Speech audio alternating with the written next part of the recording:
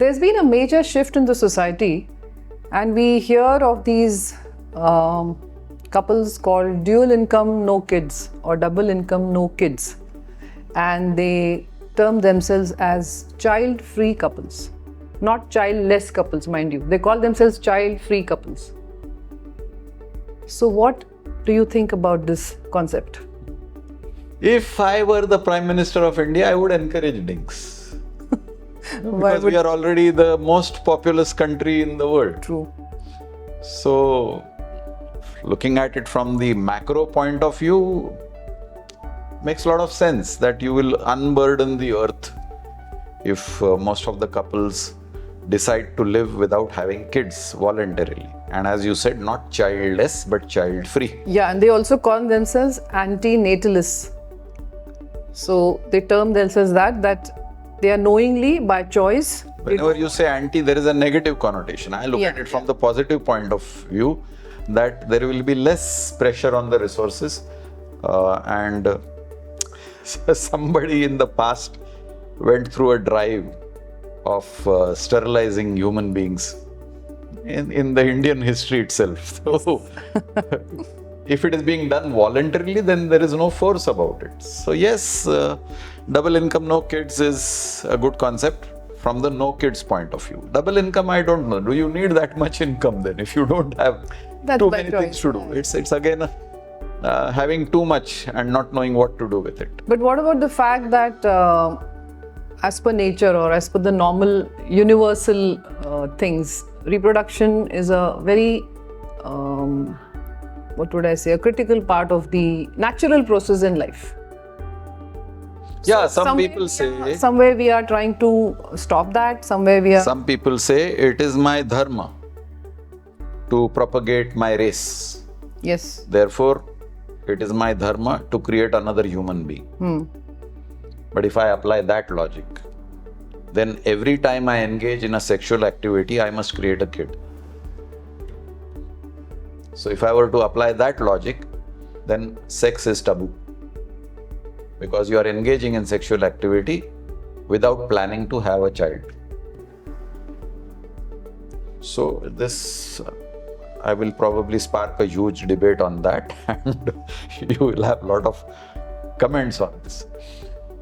So I don't know whether you should go into that region of dharma or duty or my purpose in life to propagate my race. The human race has been propagated abundantly, let me say. For the available resources, I think we are already overstretching the consumption of resources provided by nature. So I will not go or encroach on the aspect of purpose of life is to create human beings. Purpose of life is to make life joyous. True. By having a lot of kids, are you creating joy for them, joy for yourself, joy for the society, joy for the earth? That is the question you need to answer. And if the answer is no, then no kids makes sense. Sometimes parents know of their limitations and they say, a lot of people say that I don't think I have the confidence to be a good parent. And that's the reason knowingly they want to make this choice that I rather not bring a human being into this world who may not be a good human being, or maybe I won't.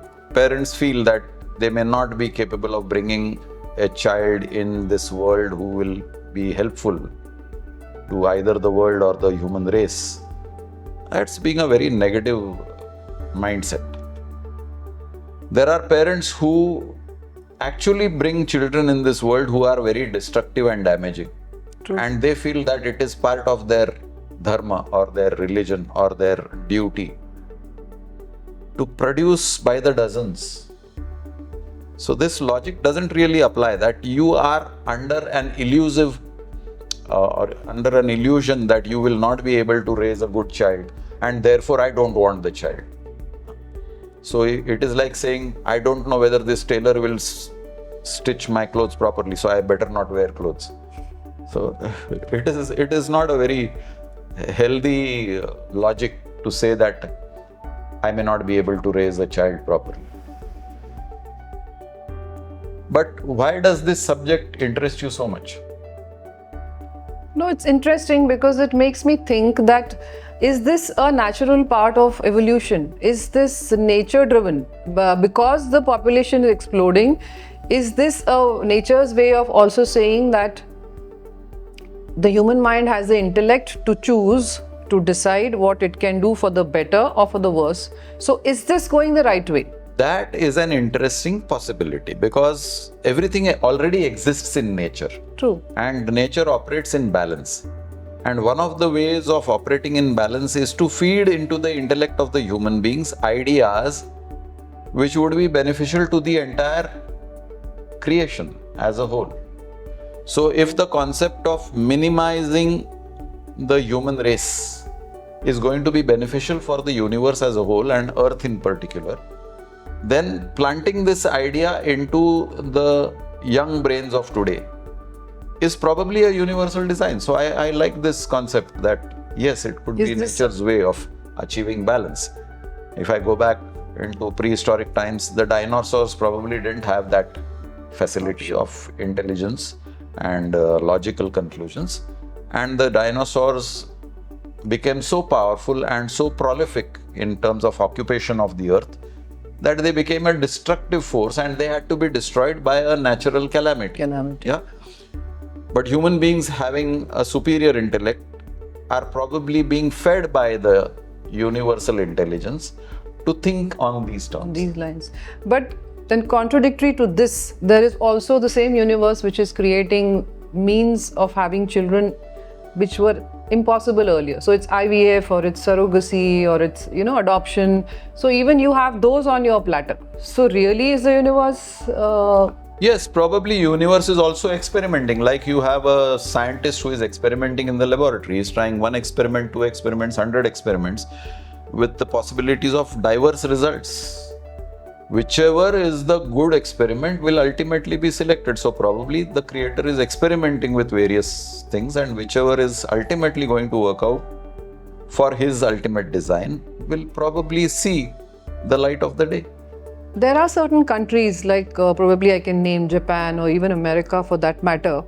The younger lots have stopped having children. And so there is a situation coming in where jobs are going empty, or there is a labor issue in that country, because there aren't people to replace the ones who are getting old and who are kind of phasing out. So do you think a phase will come when these governments of these countries will probably tell their, their people that have children? See, there's a contradiction here.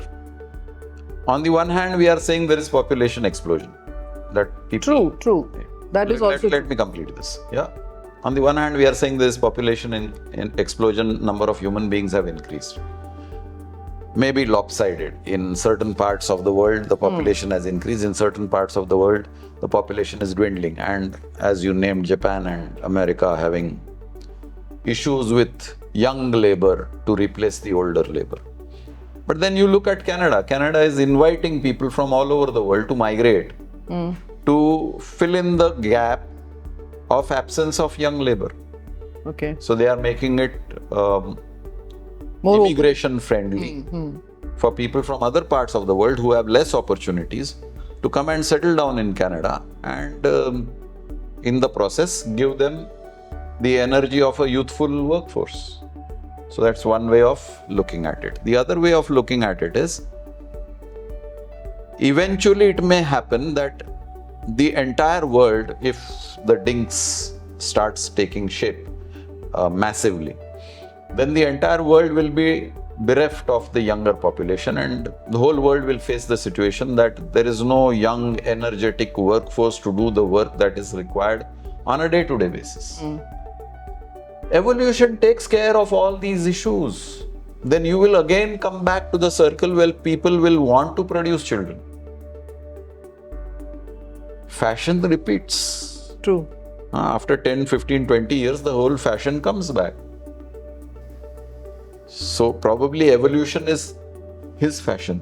So my thought that probably this is nature's way of, trying to correct the balance. Everything is balance. Nature will balance it out in whatever form. Today's human being is a so-called superior human being as compared to the caveman. Maybe we are on a threshold of a change in the quality of the human being. A maybe superior human being will be born who is capable of, like we have our gods and goddesses with multiple Wings. hands. And already this concept of multitasking has come in. So one person capable of doing several jobs, that capability may come in the future races, and therefore you will find that the workforce is not required.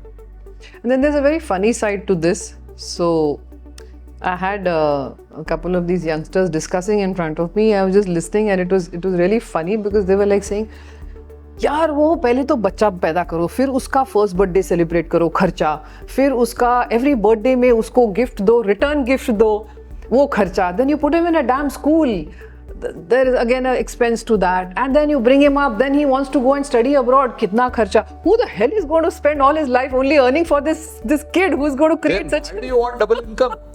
If you are so worried about kharcha, then why do you need double income? So my first take was, I don't understand this double income concept. I can understand no kids.